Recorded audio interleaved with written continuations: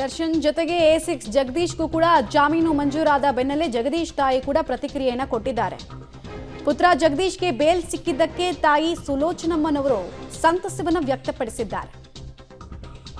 ಮಗ ಜೈಲು ಪಾಲಾಗಿದ್ರಿಂದ ಜೀವನ ದುಸ್ತರವಾಗಿತ್ತು, ಕಷ್ಟ ಆಗಿತ್ತು ತುಂಬಾ ನಮಗೆ ಅಂತ ಅವರು ಕೂಡ ನೋವಿನ ದಿನಗಳ ಬಗ್ಗೆ ಹೇಳ್ತಾ ಇದ್ದಾರೆ.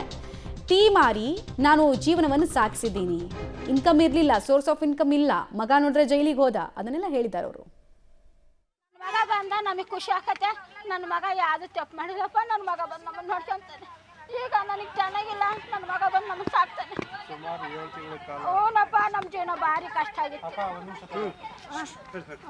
ಅಷ್ಟೇ ಅಪ್ಪ, ಅಷ್ಟೇ ಸ್ವಾಮಿ, ನನ್ನ ಮಗ ಏನು ತಪ್ಪು ಮಾಡಿಲ್ಲ.